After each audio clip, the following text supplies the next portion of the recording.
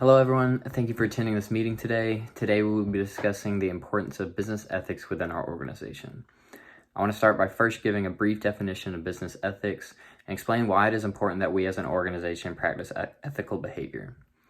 Ethics in the context of business can be defined as the moral principles that help guide decisions that are made on a daily basis within the workplace.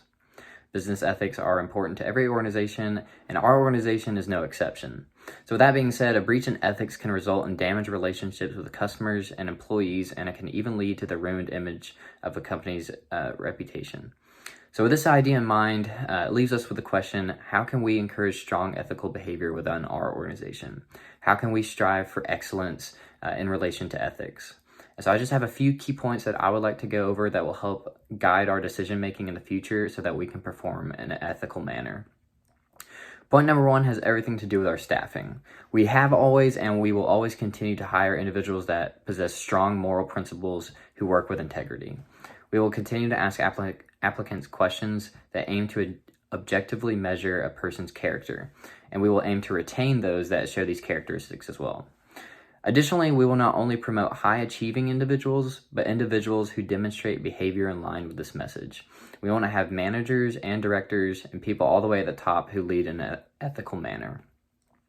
Point number two has to do with our training of our employees. When performing training with our staff, our human resource department aims to provide interactive sessions with employees so that we can work through mock ethical scenarios that are difficult and challenging.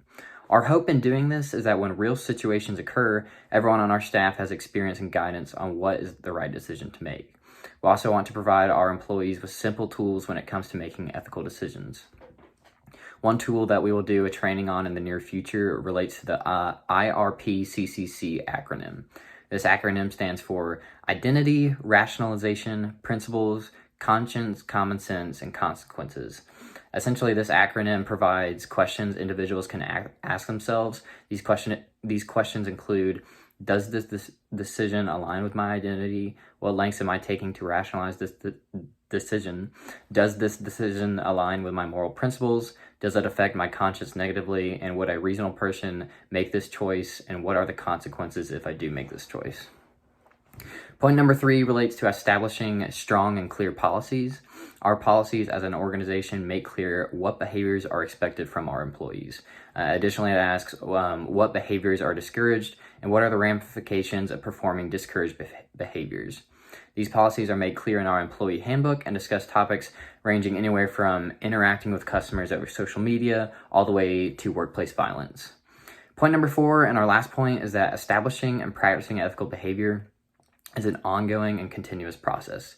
We aren't going to cover everything in one training session or two training sessions. And as boring and dreadful as it may sound to employees, this process requires continuous training and meetings. As policies continue to update and expectations evolve, it is important that employees have the right to know what is expected and required of them.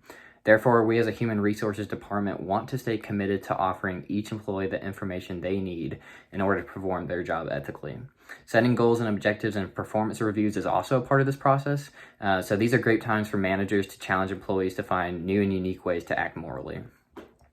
To wrap this up, I just want to finish off by saying that we as a human resources department want to be the example in setting the standard for ethical behavior. We want to establish an environment of transparency on all levels of the organizational chart. Having HR involved in all levels of the organization, whether it be among the board of directors all the way down to associates and specialists, is so important.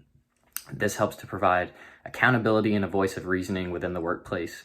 And we have always been and will continue to work with third-party individuals such as external audit committees and compliance officers.